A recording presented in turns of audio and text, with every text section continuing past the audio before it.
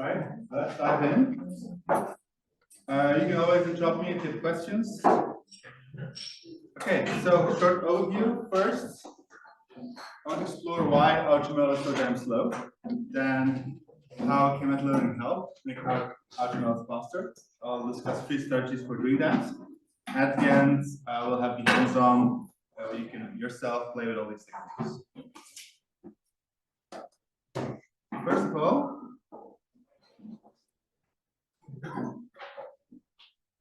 cool. So AutoML systems already include a lot of expert knowledge, right? So in the whole space of different possible models, AI experts have been looking at what makes a good model and have put that all that information into AutoML tools. Right? So for instance, if you're talking about vision problems, people have thought about transitionality. It makes sense to repeat, to build blocks of layers and repeat them multiple times. Scaling, you can train on small data sets and scale up the architecture for larger data sets. Efficient kind of depth-wise convolution and so on. So the field, translation variables, and all these things, and they put that all that information into the design of AutoML systems, right? So currently, a typical cell search-based network is about 10 to the 18 possible models. Now, why is it so slow? Well, I guess you know a bit who knows darts. What you will do. Only this time. No. Who knows darts? The algorithm, the NASA algorithm darts. So in darts, you break down the whole architecture into blocks that repeat themselves. Every block is a cell structure, and in that cell you have an input, an output, and some intermediate states. And between all the states, you have possible layers, which are here shown by colors or colored lines. So a layer could be like a evolution layer, 2 by 3, 5 by 5, dilated, max pooling, average pooling, skip prediction, and so on, right? So that creates the whole search base for the vision model. Okay, so first of all, we have to explore this whole space of possible models. So we have to burn a lot of GPU. And after you've done that, we have learned that this is the best model for this particular problem, classifying cats and dogs. Okay. Next, you see another problem. Here we have to classify flowers. Oh, and again, okay, let's break out the same ID again. So we have this big search space. We burned a lot of GPU, and after a while, we figured out, no, this is the best architecture for that data set. Maybe third time, I want to classify monkeys and lions. I again burn the GPUs, and I find this. Now, this seems rather inefficient, right? So if you look at the models, they are different, but they do share a lot of information with each other. For instance, the first layer is called convolutions, and the outer ones are mostly skip connections. Right? So there are some patterns in there that we may want to explore or exploit. And what's currently the situation is that whenever you're done training a network, Will Smith comes by with the neutralizer and you forget everything, you have to start over again. Let's avoid that. What we want is that after we've seen some good models on some data sets, some tasks, we transfer information from that, right? We look at these models and we can learn from that, okay, actually, if you want to classify these monkeys and lions, we should probably not explore skip connections in the first layer, maybe you want to focus on convolutions. Clear? So we want to learn information from the previous iterations and transfer that to the new situation.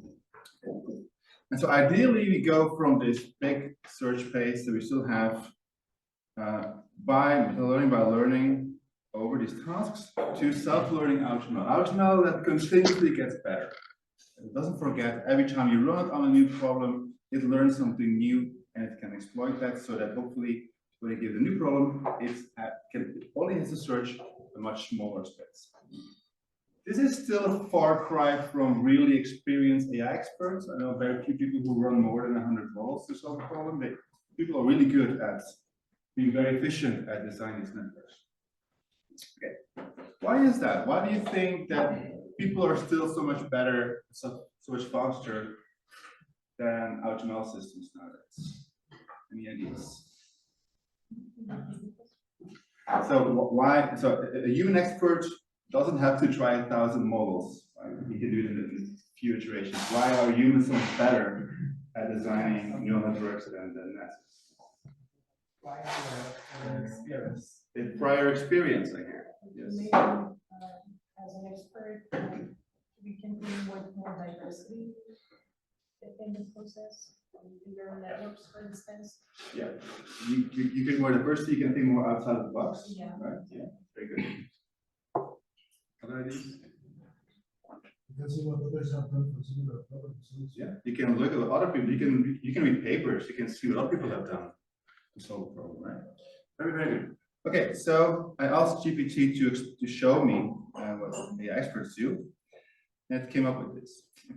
First, AI generated data scientists would think, well, I've seen many similar tasks to this one. I can just look up what worked in the past, and I can try that.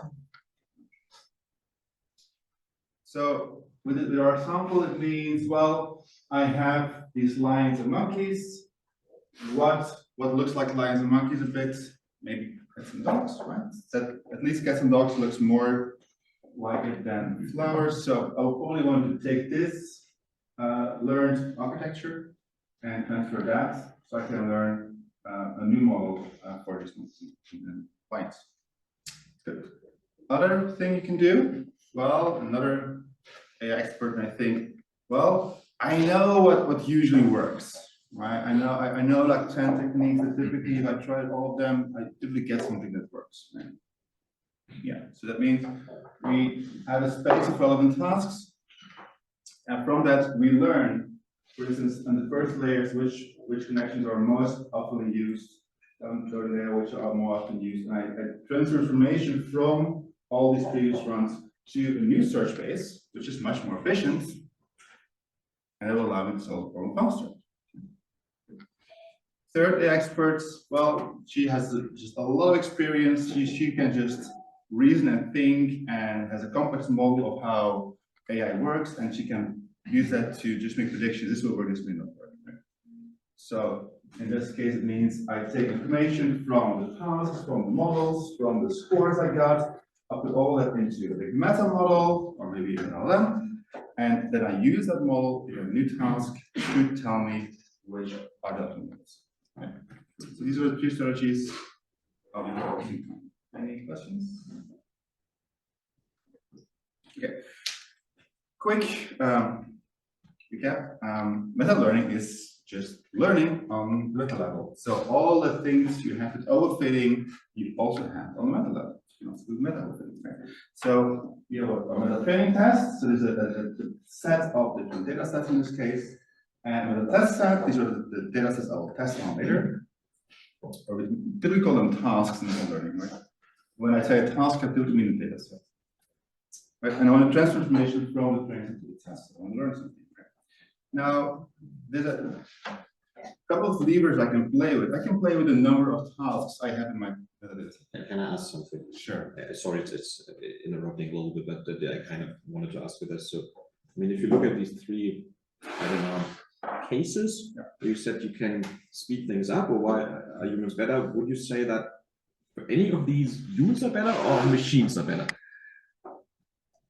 Or can you, I mean, because for all three, I mean, learning from experience, what usually works best, how can I predict stuff? I guess you could very well argue that, I don't know, empirical algorithms, machine learning could be better than humans. Would you say there are things that, where would you say, I mean, humans are also not bad at doing this, right? I mean, that was your whole claim. So where would you say humans specifically excel? Like humans excel because they have so much prior knowledge that an AutoML system just doesn't have. And it's in a different form, right? Unless it has access to this big magical memory of AutoML where you can, right? So it's basically this knowledge of papers, right? And then you can reason, you can reason about it, right, in a somewhat different form. Would that be agreeable? Like accessing a large database of quantitative results, this is okay. And talking to other humans, right? At some point there will be a level where with all the prior information in the world, a model will always be an expert in some parts, while humans are much better because we are experts in all different parts. So maybe in the future we'll have AutoML systems which are a mixture of experts, and we can all, well, we can keep talking about this, but yeah. Sorry, I won't do that. Thank you. All right, so first lever, how many tasks do I want? Well, typically the more the better. Like with data, the more data you have, the better you can train models. In this case, the same way. The more meta training sets you have, the better you will generalize. Right? If you try to meta learning on too few data sets, you will overfit. You will meta overfit on the training set. You will get very bad results. You can expect doing something complex and very few examples. So if you have the option, try to get as many trains as possible. The other one is how general the task is. You can, say you want to build a model for just classifying animals, then your meta training set should probably focus on animals or anything around animals. While if you want to build a very general meta learning system, then also meta training has to be very, very diverse. So, and additionally, at some point, in the ideal world, you have like infinite data, you can build infinite general meta learning systems, right? But in practice, you don't have that data, so it's good to think about that. If you want to build a meta learning system, how much data can I have, how specific can I make the data, so that my meta learning is an expert in this kind of data and can learn efficiently. As with normal machine learning, you gather the data to solve the problem you have, and you gather enough data. So get as many training tasks as possible, and according to how general the system should be. With that, okay, let's see which data sets which are there that you can use. First of all, there is this metadata set has been out for a while now. It has 10 data sets, things like image, omics, and so on. It's quite large, like most people don't use it because it's so large, it just takes too much resources to train all these. It has various resolutions and sizes, so it takes a lot of preprocessing to use it, but it's a great resource that you can use.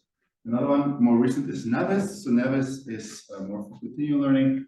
It has 106 data sets. This is actually a nice video here.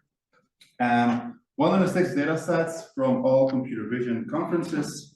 So actually looked at all the papers and got all the data sets and then ordered them by time. They even have nice code that allows you to pre-process all the data to 64 by 64 images. It's also pretty large, so again, you need a lot of resources to train on this. Okay, because it's so difficult to train on these, we did a bit of work ourselves and we created this metadata sets, meta album. So it's 30 data sets. They're pre-processed for you beforehand. So we did some smart cropping.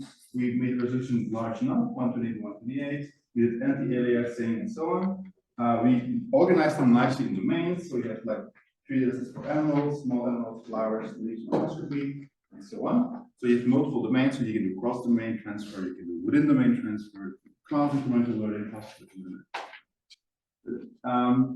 they vary between 3 and 500,000 images and between 20 and 700 classes.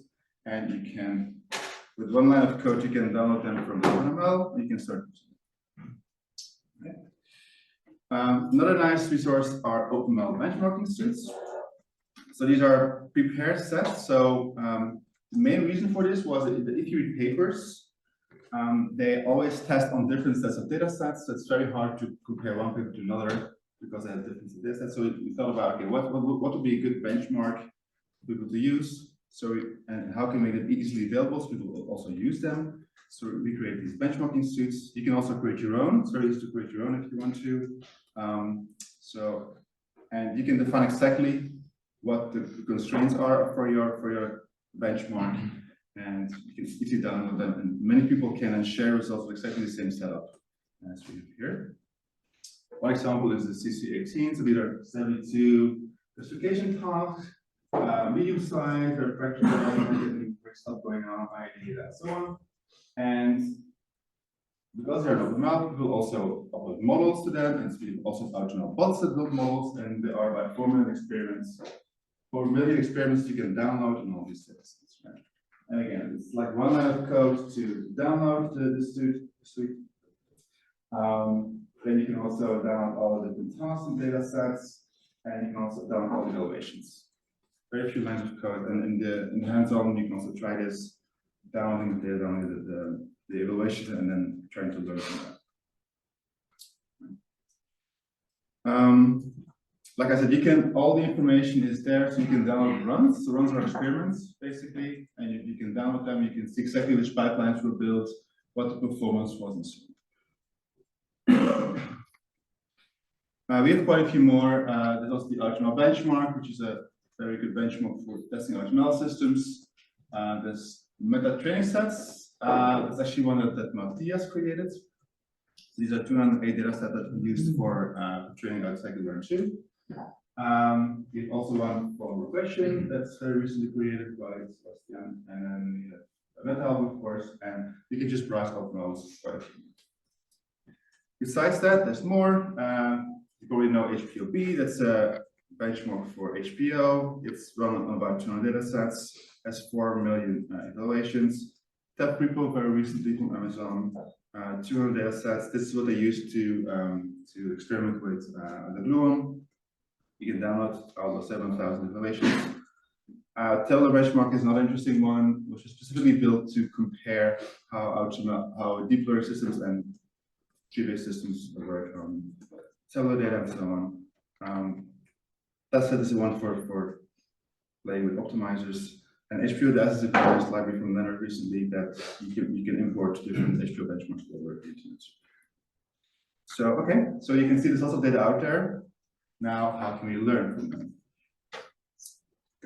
So we want to transform similar tasks. So we have this space of possible tasks. For each of these tasks, we know, or we have to train a bunch of models. And so after a while, we know for each task, which are the best models for those tasks. And then probably if you want to know which data sets are similar to each other, we need to put them in a metric space. Right? So we define a space, or talk about more how we do that. So we can put those all as a point in space, and then we can measure distances. So if you have a new problem, we can see, okay, well, this problem is close to this task, but far away from this task. And then, of course, what we can do, we can say, okay, if this task is similar to this task, I can look up which is the best model that we know for this task, and that's probably good information. Okay, how do we measure task similarity? Very quickly, there's this whole bunch of meta features. These are hand-designed properties of data sets that people have been building since the 90s already. So there are simple statistical ones, information analytic ones, model-based ones, a whole bunch of different ones. Besides that, you have landmarkers, which are simple models that you train on, and then you look at the performance of those models to know something about the data set. So for instance, if the linear model works very well, then all this means that the performance is quite simple. And these things effectively create a vector, right? So you can actually go to OpenAI, you can all this, you can download all these meta features, and this will give you a vector, right? So an embedding, right? And you can use this to measure similarity between data sets. So you have two vectors, so you can measure the between distance or the cosine similarity, and then you have a measure of how similar the data sets are. You can also download a library called PyMFE to do it yourself, and there's also a lot of exercise to do that. So these meta features, they're simple to use, but they're not trivial to define. Not everybody's convinced that they work well. I'm also not so convinced that they are the best solution. But they are easy to use, and they can be useful for many cases where you just want to know which are properties of data sets or which are similar. Cool. So this was actually used in the first version of how the scikit-learn. So there you have a new task. You do the meta features, then you see, okay, which other meta features do I know? So which data sets do I know which have similar meta features, right? And then you have the list of k most similar data sets. then for those k data sets, I get n best pipelines, and then I get n initializing points. And these are then the good models, the good configurations that I tried first, and I can use that to, for instance, warm start visualization. This is how the first version of the second learned. Around the same time, there were also other people doing something similar for warm start evolution. Although to be fair, I would say the first one is actually pipelines. The other ones were just optimizing simple classifiers. Okay. Now this idea, this warm start idea, works very well. Some problems with it are that you can have negative transfer. Right? So if you have a problem and there is no similar problem in your metadatabase, then you can actually get negative transfer. It's actually worse to start with a response than starting from random set. So you must either have a large enough set of prior problems to learn from, or you must be reasonably sure that it's in the same distribution. Another problem might be that if you do this, you may end up with, for instance, 4 points which are all right next to each other. It's not so useful. That's not a problem you have to use. Right. Another thing you can do, you can forget about meta features, and you can instead look only at the performance of the models. So in the beginning, you do nothing, but after you have tried a few models on your new data sets, you gather some information about which models work well or not. And you could compare that to what you know from the past. And so we can do something called active testing or rank correlation. Basically, what we're doing is we're testing our couple of models on our new data set, and we see if the scores we get correlate with some other data set that we had in the past. Right? And that tells us if the same data sets work well or badly on two data sets. It means those data sets are like inherently similar. This is actually a very good technique. So this is, for instance, used in this surrogate model transfer. Matthias has worked on that. Martin has worked on that. So the idea is that I have a bunch of known tasks. For each of these tasks, I have run base optimization, so I have a surrogate model. Instead of throwing the surrogate model away, I'm going to remember the surrogate. And now I have a database of surrogate models. And then if I have a new problem, what I can do, I can take the weighted sum of all these surrogate models. So I simplified the equations a lot. It boils down to this. So that the surrogate for your new task is basically the weighted sum of the surrogates of all these previous tasks. And the weighting is done according to how well these surrogates actually give good predictions for your new data set. So what you do, you use these to try a few models, you evaluate them, then you evaluate, okay, which surrogate model actually give me good predictions, and then I increase those weights. If surrogate model gives me bad predictions, I decrease them. And that way I can learn a combination of these surrogates. And the nice thing actually, if these are Gaussian processes, the sum is also a Gaussian process. Nice. And so by doing a few iterations, I can basically learn which surrogates are useful, which data's are similar. So I'm learning similarity and usefulness at the same time. And this turns out to also work very nicely. So you have to come up with an update scheme now, right? Still have to come up with an update scheme. Yeah, just initialization. Yeah. Well, no, what do you mean with? It's easier to initialize with the points, right? For the models, you really need an update scheme, right? You have to. Sure. Yeah, sorry. Yeah. I mean, which is possible, but just saying.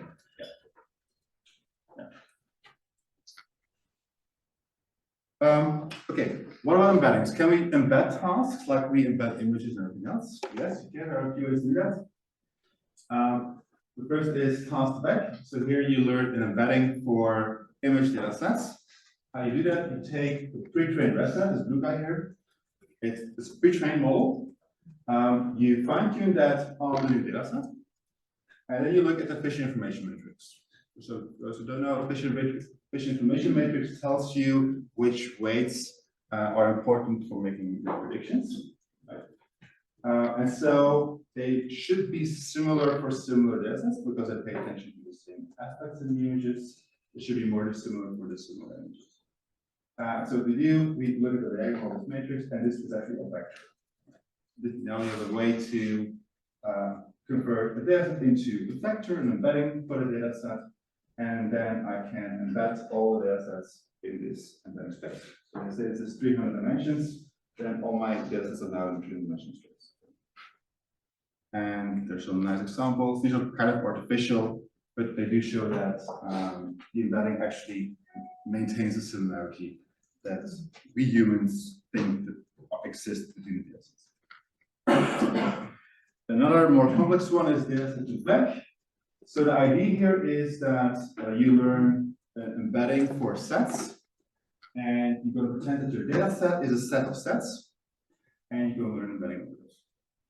The math is quite complicated, but it's a method that works quite well. And basically, you're going to randomly split your data set into sets, and you're going to, as an auxiliary task, a training task, you're going to predict whether two sets are from the same data set, and that gives you, like you have with word-to-vec and so on, a way to train a model, and that way you can learn. Very recently, also the set transformer does something similar. It uses self-attention to basically learn what are the models paying attention to in different images. If they're similar, then the images will be similar. It actually gives you the so don't worry if you have complex data. There are different ways that you can build an embedding for those data sets, and you can measure similarity. The final one is very useful. It's optimal transport. Who has heard of optimal transport before? Who knows transfer learning? Okay, very good. So the idea behind optimal transport is it's a way to compute which pre-trained models are likely going to work well to use for transfer learning. And the way we do that is, well, you're gonna, so you have two data sets. So here you have data set MNIST, these are numbers. We have fashion MNIST, these are clothes, like shoes and so on. You want to know, okay, how similar is this this clothes data set to this number data set? What you do is you take two random classes, these are shoes, these are bags. You have some similarity measure between the picture of shoe, the picture of bag, any image measure works. And then between those two distributions of points, you're going to learn the standard distance, so the working over distance, which is a measure of how similar the two distributions are. And it gives you a measure for that. And then you're going to try every combination of all possible tasks. This is not cheap. But then at the end, this gives you a very good estimate of similarity between different classifications. Okay. So we tried that actually in the hands-on notebook. You can also try it yourself. So we've run this on all the mental health data sets, and now we can, well, check whether it works, right? So say I give this cancer data set, so looking at this and this, I'll look at the lowest number, and it'll tell me, well, most similar ones are this cluster data set, this plankton data set, and this vector data set. Seems okay, right? Seems like this measure actually tells me which data sets are similar to mine. Right? Which are dissimilar? Well, this is a very different kind of microscopy. Remote sensing flowers, these look indeed dissimilar from the region. So it seems to work nicely.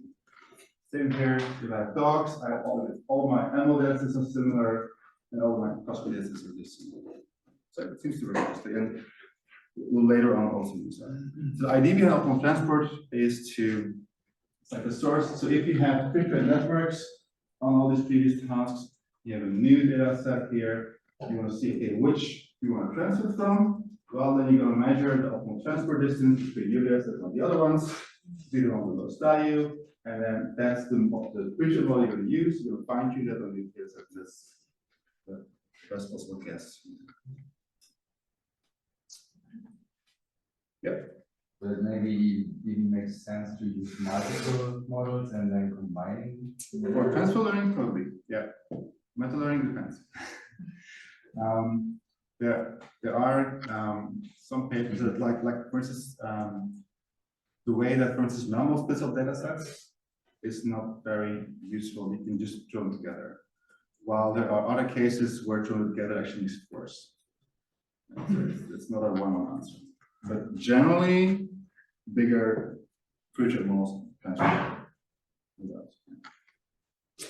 Yeah, okay, so, but hold on, we don't want transfer learning, we want mass, right? We don't want to just take the same model, you want to find a better model in this one. Right? So how do we do that? Okay, so very quick into darts, what happens is between my input node and the intermediate stage, I have possible layers. So convolution will do this to my cat, other convolution of that, next one of that.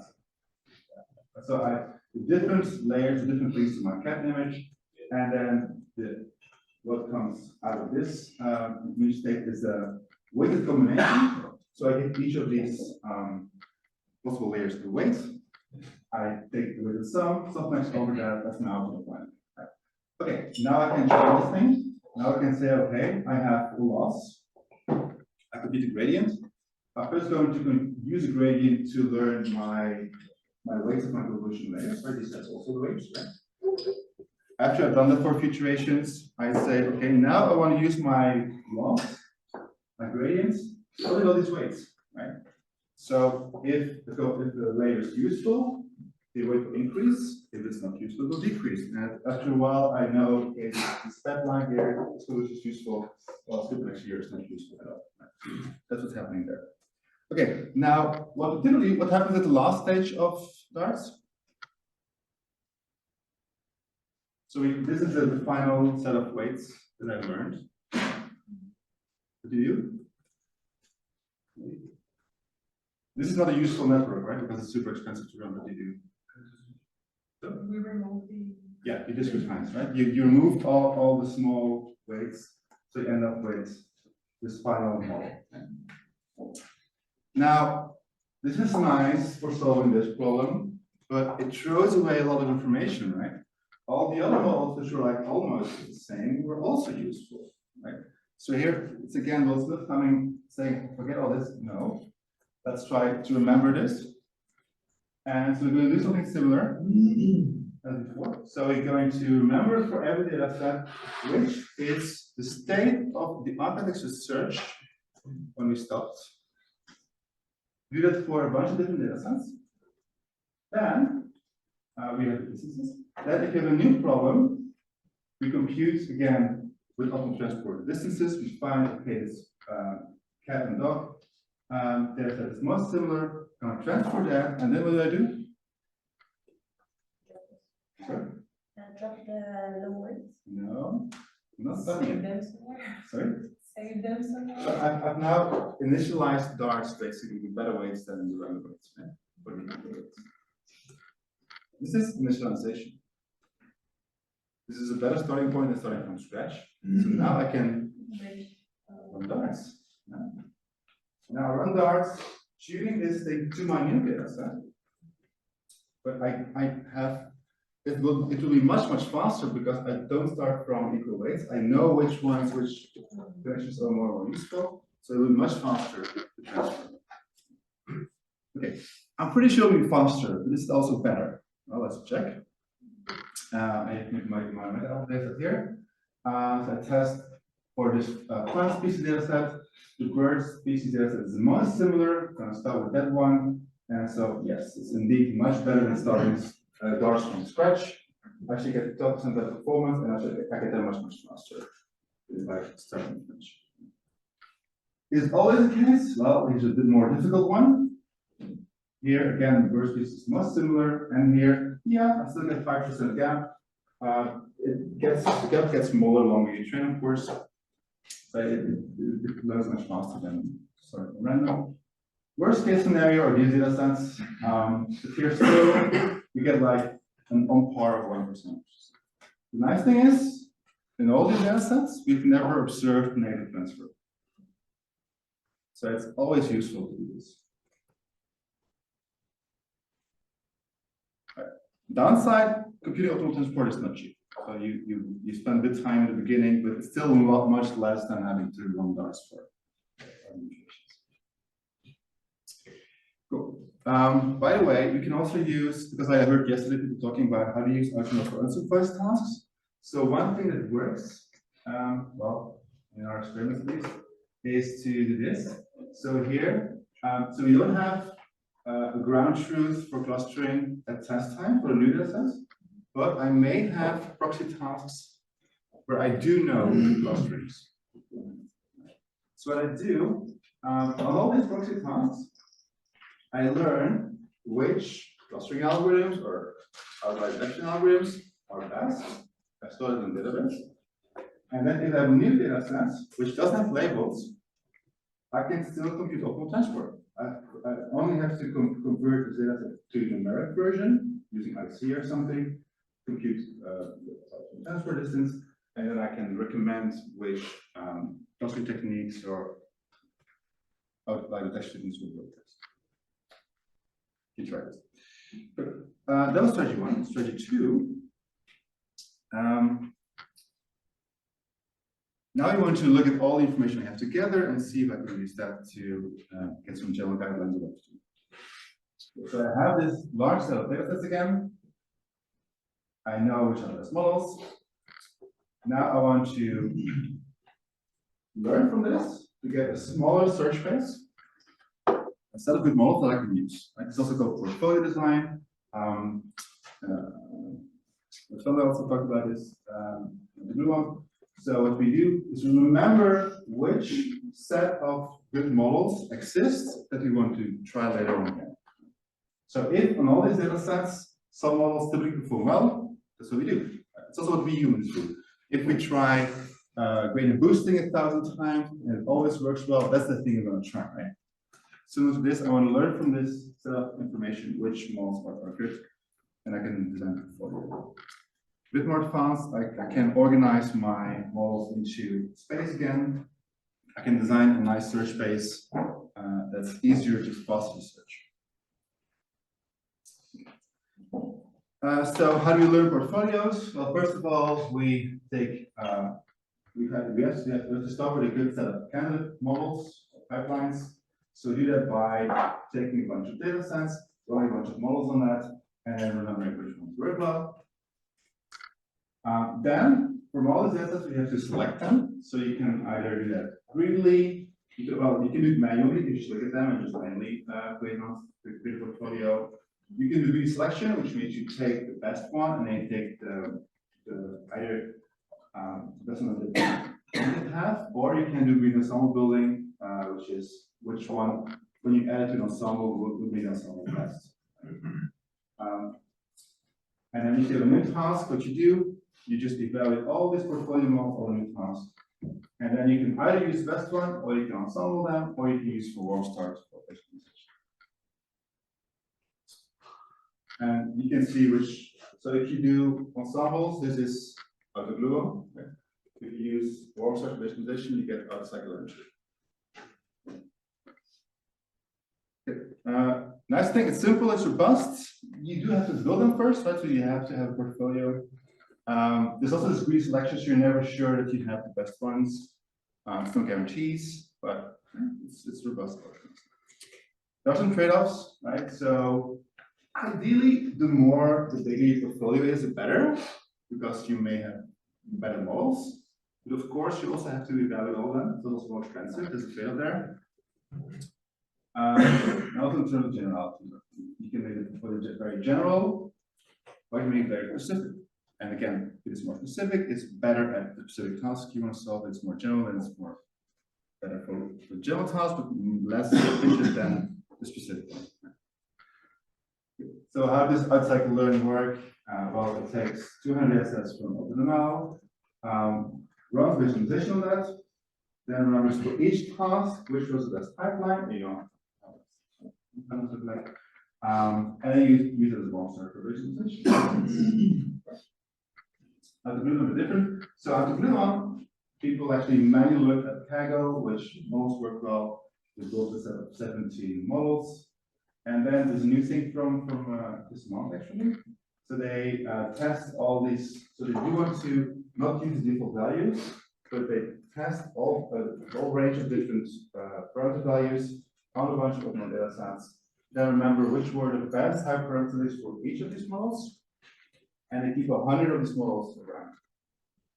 So every time you run glue, every time you run AutoGlow, it runs about 170 models for the portfolio, and then stacks them together. So all this is actually meta learning.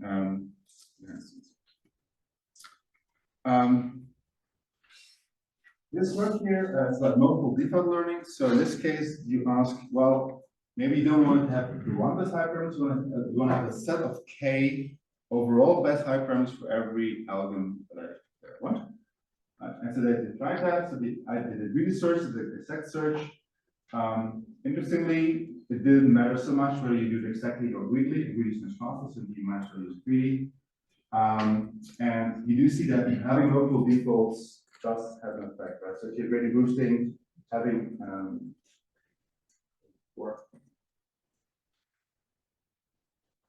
defaults is definitely better than using. Apparently, by most of your work just your right. Cool. So we can also use this information to shrink our search space. What you can do, you can measure, okay, which hyperparameters are actually important. If they're not important, I can just try them out. Yeah. Just back to the previous point. So we're trying, so in a lot of the represented, we are basically using our data features sometimes to kind of calculate the similarity or distance between nations. Again, Not here. yeah, not here, in the previous thing. But the thing is, let's say we have like 100 tasks. We are just calculating the similarity, the distance between them, or something like that. But how can we know how much we actually covered from this instance or data set space? Yeah. Do you see what I'm doing? But it might be possible that we have covered 100, like covered like a part only, but we still have like a large part which we have no idea of. Sure. That it exists. And obviously, we're gonna have more data such that on average we cover more, but we don't know if the company actually knows. There are some papers that try to like build like an embedding for these data sets and then check how general they are. It depends a lot how you build this embedding. And yeah, also it's not always meaningful if the data set is 5 similar or 6 similar or 7 similar. As long as the models are useful, they're useful. But you might if you have an understanding of at what point it's no longer useful, then it would be interesting. I've never seen anybody come up with something. I have a question regarding other, let's say, other data fields where data might be, so the tasks might be scarce. What tips do you have to maybe create a sensible task space in order to? Yeah. So there are a few. I didn't put them in the slides, but there are some works that do generate data sets, or either from scratch or by changing all data sets. So that's the way to make your population better. In theory, at least you will run into the not-to-mesh theorem at some point that will generate data sets which are not realistic and may not be useful. And what is a sensitive number for a sensible number for like 100, or what is the, so you have 100 tasks in this example, would that be sensible number of tasks that you want to have in order to use meta learning in a useful manner? I think the more the better. Yeah. Unless you have a very nice particular space that you want to learn over, then you can get a computer.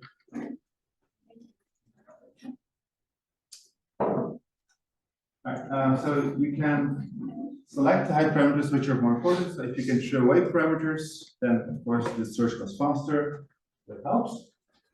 One way to do that is virtual nova. You just look at how much variance does each hyperparameter cost. If change the hyperparameter, change the performance of your model, that's an important parameter. But that's not always true, right? Sometimes you have parameters which have very large effects, but if you just keep them zero, you always get the best performance. So this is what tunability does. So here we first learn the default, and then we measure, okay, is it still worth tuning this hyperparameter if you know the default? There's a number of papers on that that explore this, and there's the results on that use. And there's also work on symbolic defaults. We use equation discovery to learn what the correct hyperparameter value given the data set. Results are mixed up. Okay, now you get some fancy stuff. Now you can actually learn an entirely new search space for visualization. So the traditional search space, you have the hyperparameters. These hyperparameters, they behave very differently. So the effective performance is very nonlinear, right? So that makes it very expensive because you have to use lots of processes, so they're cubic in complexity. So that makes GPUs very expensive. You can use previous models, but still it's a large space, very complex, may not be optimal. What you can do, however, you can do like a base expansion. Right? So you know base expansions, right? So say you want to fit a linear model on data, it doesn't work. What do? You add polynomials, right? And then you can fit more complex models with a linear model. But you can fit more complex data with a linear model. You can do the same thing here. So what you do is you train a neural network, you give it all the hyperparameters in this course, and then you train it to learn a base expansion, so that if you use a base expansion, so basically what you do, say you have initially 10 hyperparameters, you now have 30 hyperparameters, but they're all linear. So your search space is larger, but it's also linear, which means you can go much faster. You can use like linear Bayesian models, and that's much faster than using GPUs. I'm not saying anything. Also, apparently I've lost parts of my voice. So I think you can use matrix factorization. Right? So say you have Maybe I want to ask something. So would you say that the first part is mainly geared towards getting rid of the overhead of the GP? Or do you think this scales up also? The amount we learn per data point in VO. So they still use holistic models. There's just now linear Bayesian models. Actually, I drew that maybe wrongly. But these are linear now. So these are the linear Bayesian models. Yeah, I got that. The question was more, what do I gain from that? So less overhead. Yeah, well, these are linear in the number of data points and the number of parameters. Yeah. So each iteration will be faster. Yeah, sure. That's what I meant with less overhead. You can do visualization for longer because you can invite more points. But the point evaluations cost too, so. That scales linearly. Yeah, I mean. So if you have 3 times what I mentioned now, you have 3 times more evaluations, true. But it's linear. Okay. Another thing you can do to design your own search space is search space embedding. So you start with a very large embedding of your parameters, and you do basically a low rank approximation. You use holistic factorization. So you end up with a smaller space, and then you do visualization in that space. You do have to, of course, push all your you have to compute this factorization. So it's still a very nice way to think you can learn. Yeah. You mentioned you use the linear model, yeah. This one. Yeah. But how do you figure the probability? Oh, sorry, you're here. Both. So the only thing you do here is you go from this basis to this basis. So you just add 3 times more dimensions, for instance, right? And then you fit holistic model.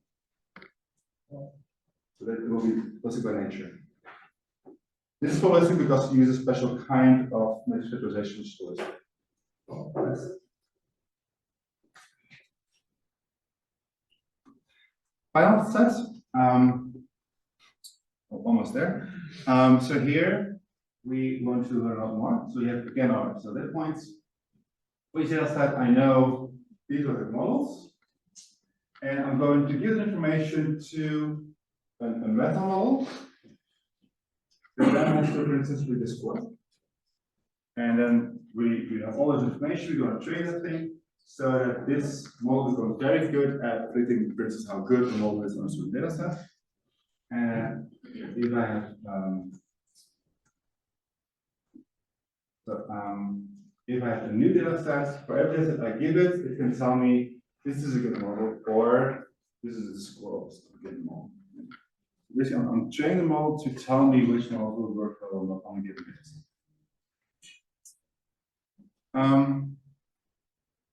This is actually a pretty large space of things we can do. I'm just going to touch on a few of them, because we also don't have time for the hands-on. So one interesting technique is called ML. So it's multiple machine learning. I will not go into too much detail. I'm going to just show you what it does. So the idea is basically that instead of doing gradient descent for one task, so for one service, I'm going to do it over k services in parallel. So say at some point I am at this point, I'm now in weight space, right? And now I do a number of weights and updates, time. Okay, and now I know it is a gradient at this point, that's 3 steps. Okay. For task 1. For task 2, I will have a different surface. Gradient descent, now it's just stuff. Okay, now I'm here, and the gradient points there. So what I do now, I do this for k tasks, which means I have 3 gradients. I compute the meta gradient, which is where it's in those. And this brings me to a point which is closer to all the tasks of mine. Why do I do this? Because I want to find or to train a model in such a way that it's close to the optimum of all the sets, all the data sets in my meta training. With the idea, if I am close to all of them, I can very quickly adapt to all of them. So if I am here, I can quickly adapt to 1 or 2 or 3 or 2. That's the whole idea. And so at that time, all I need to do is to pre-train all my new data sets, and hopefully I will converge very fast to the features. How can we use this? One very nice method by Thomas Elskin and Freiberg. So the idea here is that here we again have darts, right? Remember, in darts we have all these alphas, these meta weights we have to learn, meta parameters we have to learn.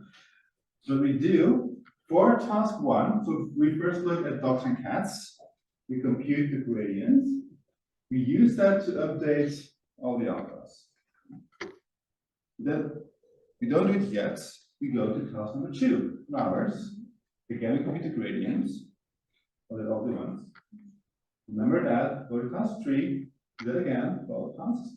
And now I take the combination of all the 3 gradients that I have, and that's my new set of alphas. What I'm going to do. What this means is that now I'm doing gradient descent in the architecture space, in the space with alphas. Right? So I'm going from a randomly initialized network, search space, to the new one, which is kind of pre-trained for these as tasks, so that I can very quickly converge to a new final architecture. Pretty cool, I think. Okay, you don't have to use gradient descent. You can also do reinforcement learning. This is another kind of work. So here, the idea is you do self-play reinforcement learning, like whole place itself. Basically, you generate pipelines using multi-cloud research. You give the pipelines to a neural network. That neural network now has to make decisions, and those decisions could be adding a component from the pipeline, removing a component from the pipeline, and so on. going to change the pipeline. It gives abilities to the search, it will generate pipelines, gets the score back, and over time, this neural network learns how to update the pipeline so they perform better. That's very nice. It's a very nice algorithm. People don't use it much. This is something that we did years ago. So here we do meta reinforcement learning. So similar ideas. So we built a reinforcement agent. The agent has to like add layers, move layers from a neural network. And then what you see here is that entropy. So if it's high, the model is confused. If it's low, the model is sure. So I do RL on my first task, which okay. The first task was only blocks, so simple letters and similar that. It's confused because it hasn't learned anything yet, but after a while it does learn something. Task number 2 is flowers. So there's some useful transfer here. So the RL agent can use its policy to actually learn very well on these new tasks. Task 3 is repetitive. It's very different. So here the agent will reduce again, it has to unlearn a bit, then learn it's better. It's very interesting to see how this RL agent gets confused, not confused by looking at different tasks. And the nice thing is you can see that initially we're slower than just doing RL, but after 3 days it's already much faster. So you actually can learn something. Just different environments, because if you look at the transition tools, some of them are very different environments, especially in state spaces. Okay, so the state space is defined by something called a neural code. Okay. So it's basically a vector. And basically what you do, you use equals numbers in this vector. Okay. And this gives you it's a very nice computer. Yeah, but still, it's in the environment, it's a different environment, still, so how does it measure just as parameters for multiple different environments? With different characters? Yeah. Because it learns how to it's actually so it gets it gets policy gradient and uses it over its policy, right? And so this is sort of general for different instances. And it's for the BTB task, now the BTB task, it's still performed only block task 1 or not? Oh no, we're not passing that. No, this is pure. Would it make sense to order the tasks by similarity in them Yeah. to then? Yeah. Okay. This is something we're looking at very recently. So indeed, if you have to learn all those tasks, it actually makes sense to start with easier ones and then the harder ones, the curriculum learning. And yeah, this is actually quite expensive. Cool. I also heard people saying that they have like an industry business case where they have a data stream, so the data changes over time. We do some simple techniques that you can use here. This is called online AutoML. What you do here is you first run AutoML, you learn a good pipeline for your data set. So your data set here is a stream. So new data comes in every day. You cannot remember last week's data, so there's a moving window basically. You cannot have all data memory. So within this window, you have to optimize your models so that you always perform well when new data comes in. Okay. Now, of course, data will have drift.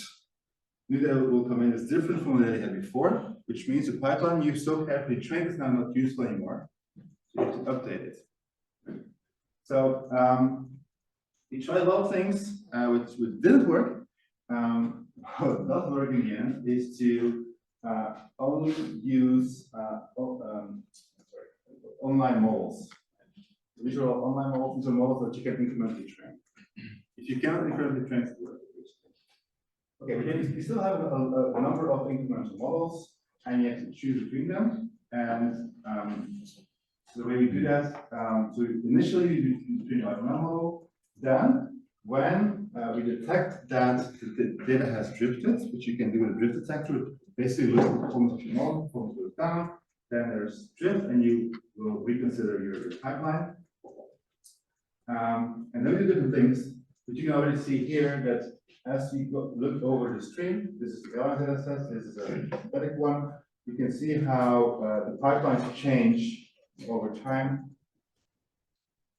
It's effectively reacting to the drift and updating the pipeline to have continued good performance.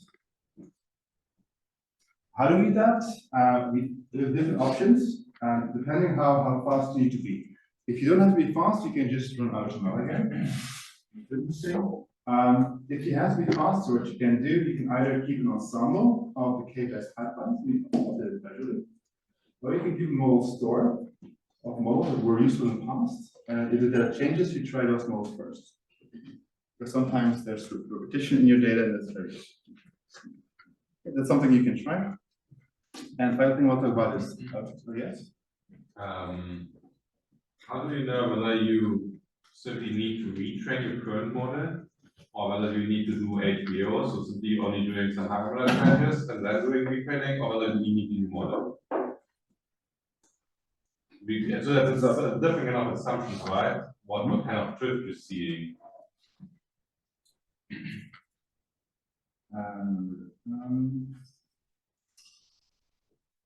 Yeah. So if we're sure there's drift, then we will trigger the AutoML.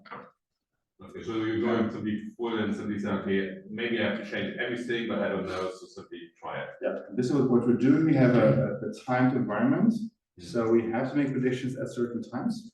And so the AutoML has time until that time to change the pipeline.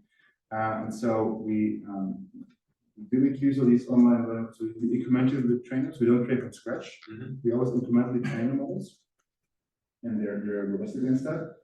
And then we do these tricks like doing sums or trying old pipelines work not before to make it faster. Also one question from my side. To me, this sounds a lot like the field of out of distribution detection, out of distribution generalization. Though to me, it sounds like you're specifically not mentioning this term. Is it a different field that you're talking about right now, or what's the similarity between out of distribution generalization and drift detection and adjustment?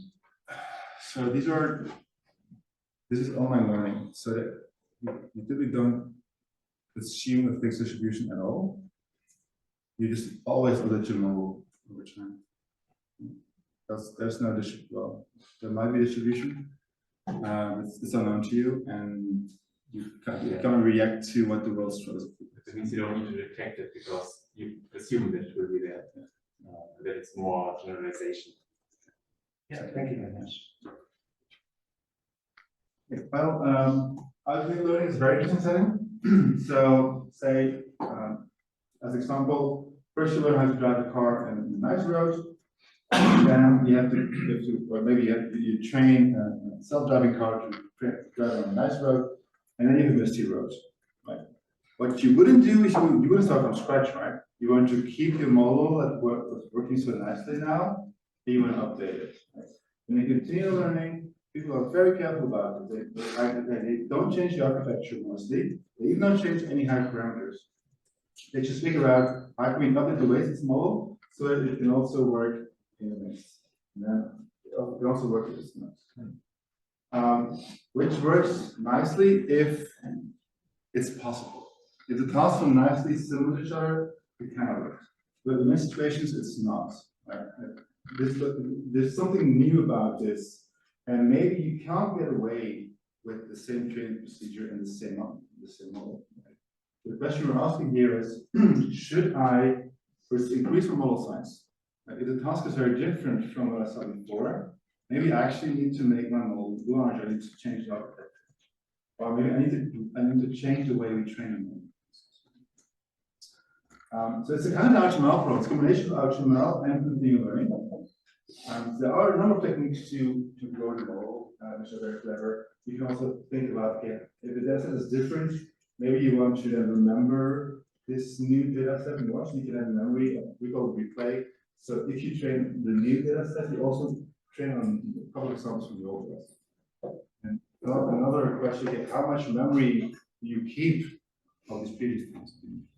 It's actually interesting algebra.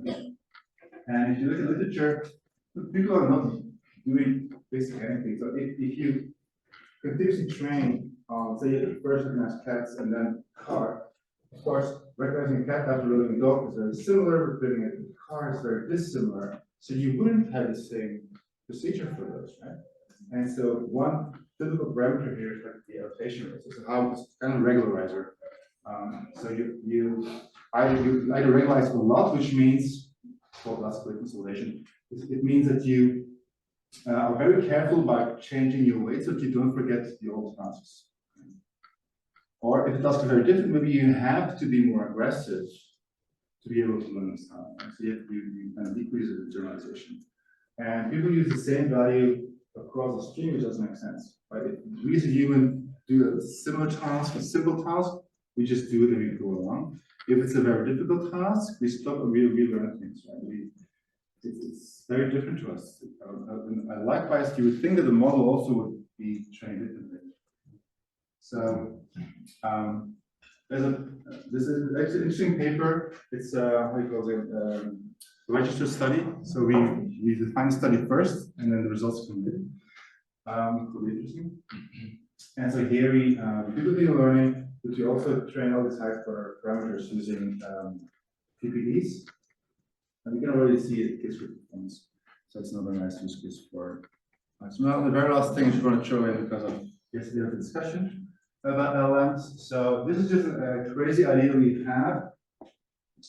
So we prompt LLM to give us a pipeline, but we wanted to have a way to do meta learning. And so the way we did this is that we look at the data set, we look in AutoML which are similar data sets to the system I'm looking at now. And I'm telling the LLM, so I do want to like data set, I want to generate a valid pipeline on that, and I tell it I have this list of pipelines which worked well on similar problems. And we get to them and we do no iterations over that, and then that works. So far, results are mixed. So I'm not convinced yet that LLMs can really do this, but we'll be interesting to see. Okay, that's it for me. Thank you. And this time, so you can go to this. Okay. Because of time issues, I already gave you the solutions.